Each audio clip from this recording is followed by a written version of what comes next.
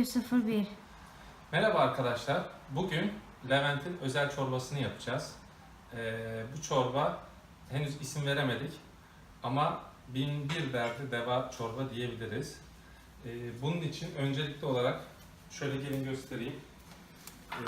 Limonlar yanlış burada. Malzemelerimiz var. Bunun yerine şehriye olacak. Bu noodle şimdi şehriye koyacağız. Ondan sonra gelin şurayı göstereyim. Bunun içinde geriden geriden uzak. Bunun içinde tavuk pişiyor. Tavuk suyu. Tavuk suyu en önemli malzememiz olacak. Bir de daha önemlisi bunun içine tarhana katacağız. Ev yapımı tarhana. Şimdi tavuk suyumuz hazır olunca size göstereceğim. Birlikte yaparız. Bir de havuç koyacağız. Patates koyacağız. Keşke kereviz olsa. Kereviz koyardık. O çok önemli. Nane koyuyoruz. Kuru nane. Ve koyuyoruz. Fesleğen. Kuru fesleğen. Evet, muhteşem bir şey olacak. Şimdi şu malzemelerimiz. Önce bu biberin adı ne bilmiyorum ama şöyle büyük. Bunları küçük parçalara böleceğiz. Ardına bir tane havuç küçük parça, bir patates küçük parça, biraz maydanoz küçük parçalar. Ondan sonra burada tazesi maalesef bulunmuyor. O yüzden donmuşunu aldık. Bezelye. Bu şekilde işlemine devam edeceğiz. Buraya çek. Buraya çek. Yaklaş.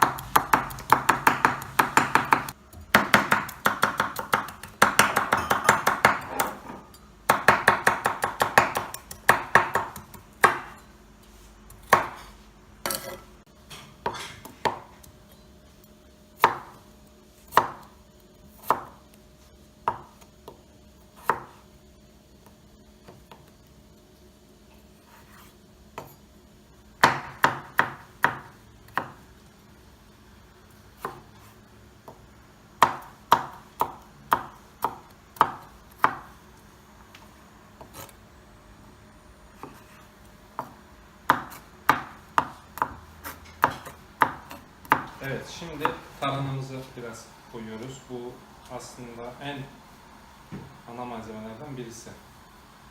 Yani bütün olay budur. Lezzeti verecek. Şunlar diğerleri hepsi yan katkı verecek olaylar.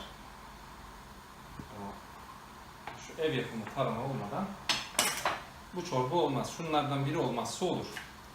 Şimdi bu tarhanamızı güzelce eritiyoruz. Yaklaş. Gördüğünüz gibi bunu eriteceğiz. Bu arada şurada şeylerimiz hazır. Onları görelim. Evet. Maydanozumuz, patatesimiz. Bunu eriteceğiz. Bu arada tavuk suyumuz da hazır olmak üzere. Tavuk suyu da hazır olacak. Ondan sonra işleme devam edeceğiz. Bu arada tabii şef olarak ben sadece ana işi yapıyorum. Burada yardımcımız var. O da bizim ahçı yamağımız oluyor. İşleri o yapıyor. Evet arkadaşlar, nedir? Herkes bilir. Zencefil. Bu olmadan yemeğin tadı olmaz.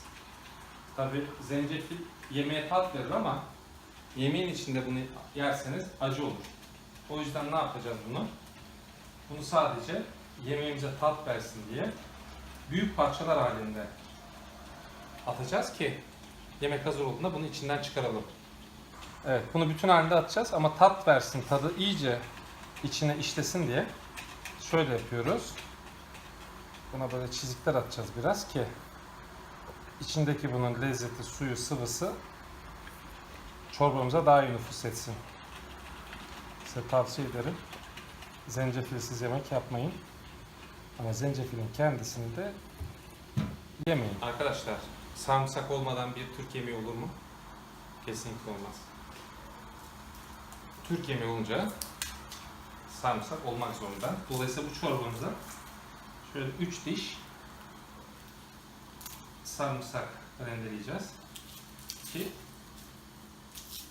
olayın Türk yemeği olduğu ortaya çıksın. Normalde içine domates rendelememiz lazım ama evimizde domates kalmadığı için şu pahalı çeri domatesleri lezzet versin diye en azından kesip içine koyacağız.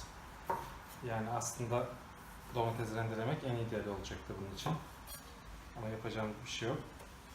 Şimdi tavuk suyumuz da çünkü oldu. Artık ufaktan başlayacağız yapmaya. Arkadaşlar şimdi şu domateslerimizi atacağız içine. Yani aslında yetmez. Normalde bir büyük domates rendelememiz lazımdı ama gene de hiç yoktan iyidir. Bunun içine atıyoruz. Onun içine biraz su koyuyoruz. Burada çeşme suyu içiliyor. İçme suyu o yüzden. Siz normalde içme suyu koyun. Tavsiyem odur. Çok fazla koymadık. Çünkü zaten içine tavuk suyumuzu da koyacağız. Tavuk suyumuz şurada hazır. Birazdan onu da koyacağız. Şimdi şu önden hazırladığımız tarhanamız var. Evet, bunu koyalım şimdi içine. Tarhanamızı koyacağız. Buradaki en önemli şey, bunu pişirmeye başladığımızda sürekli karıştıracağız, hiç bırakmayacağız. Bu çok önemli bir şey. Topaçlanmasın diye sürekli karıştıracağız. Bunun içine bir de şimdiden rendelediğimiz sarımsağımız var. Evet, bu sarımsağı da atalım içine.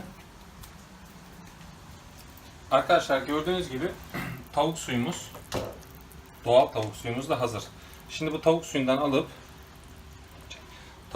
alacağız. Bunun içine atacağız. Şimdi en önemli kısım bu. Dolayısıyla bunu biraz yaklaştıralım. Yerlere dökmeyelim. Evet. Böyle bir şey yardımıyla, süzgeç yardımıyla yapıyoruz ki içindeki kemik parçaları içine düşmesin diye. Orada sıcak koyduğumuz için aslında bunu karıştırmak lazım. Luz, can you start mixing with something? Start.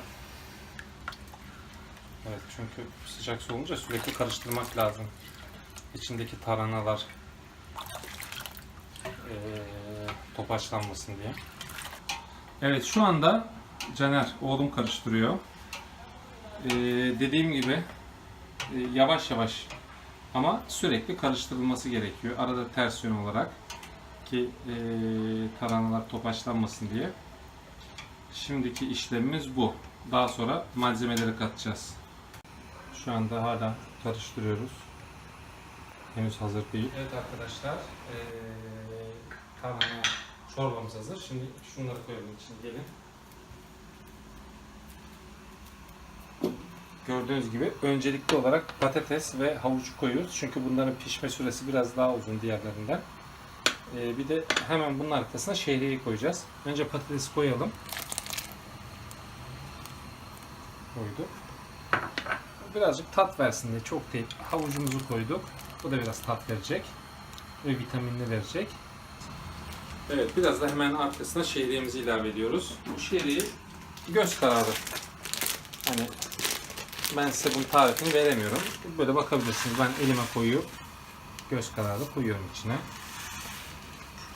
Genelde de tutuyor bu. Ama bunun dibinden karıştırmak lazım ki dibine yapışmasın diye. Son bir tane daha atıyorum. Bir dolu avuç. Yani ne yaptık? 4 avuç falan gibi bir şey yaptık. Full. Hadi bir tane daha attım. Evet. Bu kadar. Ufak bir size trik. Çok azıcık limon koyuyoruz içine. Ekşi her zaman iyi gider çorbaya. Tabii de tereyağını unutmuyoruz. Tereyağı ayrı bir lezzet katıyor. Gene bir Türk yemeği. Şöyle limonu sıktık içine karıştırırken. Bu buna ayrı bir lezzet verecek. Tamam. Şimdi tereyağını açıyoruz. Birazcık da tereyağı koyacağız içine. Tereyağı olmazsa yemek Olmaz. Şimdi bezelyemiz, biraz bezelye katıyoruz içine. Bu da gene göz kararı. Yani bunun şeyi yok, bir sırrı yok, formülü yok. Ne kadar isterseniz o kadar. Ben şöyle ne yaptım? 3 avuç kattım. Siz ister 2 avuç, ister 1 avuç, isterseniz daha az. Tuzumuzu tabi, tuzsuz yemek olmaz. Şimdi tuzumuzu koyuyoruz biraz. Sonra bu da göz kararı. Sonra tadına bakacağız bunun. Karabiber önemli bir unsur. Yani Türk mutfağının değişmezidir karabiber. Çok abartmaya gerek yok. Biraz şöyle atıyoruz. Çok azıcık kekik. Kekik çünkü az tat verir ama fazla atarsak da kötü eder. O yüzden şöyle çok az. Burada asıl bizim tadımız budur. Nane. Naneyi daha sonra bir daha atacağız. Şimdi baştan böyle bir tutam atalım. Sonra çorbamız hazır olduğunda bir daha üzerine atacağız nanemizi. Ve fesleğenimizi de atıyoruz. Evet, fesleğenimizi de atıyoruz içine. Bu da çok güzel bir lezzet verir ayrıca. Şöyle çok abartmadan her şeyi tadında koyuyoruz. Bunların içinde tabi tuzu gerektiği kadar. Diğer fesleğen, kekik ve karabiber tadında çok az. Naneyi biraz bol koyabiliriz. Nane ekstra bir buna şey katıyor. Ekstra bir güzellik katıyor. Şu anda gördüğünüz gibi şurada karışmak üzere. Arkadaşlar şu anda bunları kattıktan sonra bu şekilde bunun biraz suyunu çekmesini bekliyoruz. Yani artık karıştırmaya da çok gerek yok. Her 2 dakikada bir karıştıracağız. Biraz suyunu çekecek. Bu şekilde. Daha sonra şurada gördüğünüz şu malzemeleri katacağız. Evet arkadaşlar, sona yaklaştık. Çok az bir şey kaldı. Şimdi o kırmızı biberleri atacağız içine. Çorbamızı da görelim bu arada. Gelin.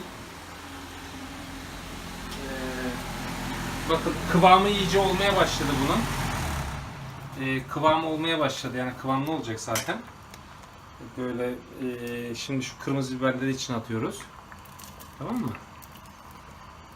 Artık sona yaklaştığımız için bunu atabiliriz. Sonra bir de evet maydanozlarımızı da atıyoruz tabii ki. Maydanoz buna güzel bir lezzet ve güzel bir şey verecek. Ve karıştırmaya devam ediyoruz. Şimdi çok az kaldı. Yaklaşık 5 dakika sonra da çorbamız hazır olacak. Bakın içinde şey var. Şunu göstereyim size. Bir dakika. Şurada gördüm. Evet gördünüz mü? Bunu birazdan içinden çıkartacağız. Ama biraz şimdilik daha dursun. Lezzetini vermeye devam etsin. Gördüğünüz gibi artık çorbamız iyice jöle kıvamına geldi. İçindeki suyunu çekti. Malzemeler iyice pişti. Şimdi ne demiştik başta? Biraz nane atmıştık. Şimdi biraz daha nane atıyoruz. Piştikten sonra. Şöyle elimizde ufalayarak 1-2 tutam.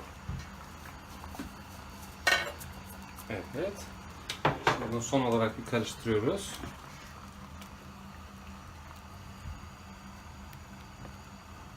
Çok lezzetli oldu. Eminim. Okey. Şimdi birazdan yerken sizle birlikte olacağız. Çorbamız hazır oldu. Ben şimdi bu isteğe bağlı tabii. Ben biraz acılı sevdiğim için dibine biraz acı atıyorum. Ama Caner'e acıyı atmayacağız. Şöyle çok az acıyı koyuyorum. Şimdi şöyle. Gördüğünüz gibi çok az. Şimdi çorbamızı görelim. Gelin bakalım. Nasıl güzel olur çorba. Evet. Çorbamız burada. Kapağını açtık. İyi kıvama geldi o bakın.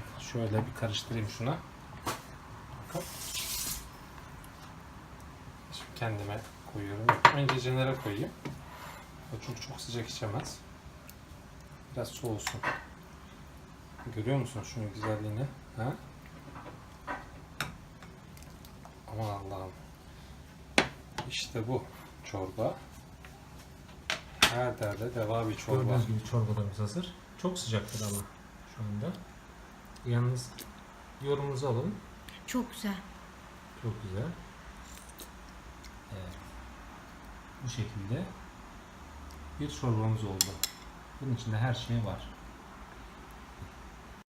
Evet arkadaşlar, bir de tabii ki yabancı yorum alalım.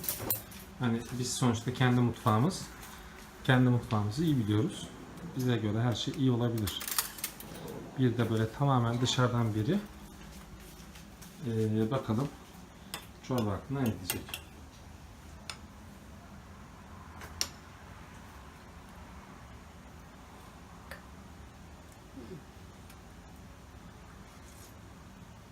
Ha? Good. Evet. Delicious. Çok lezzetli diyor.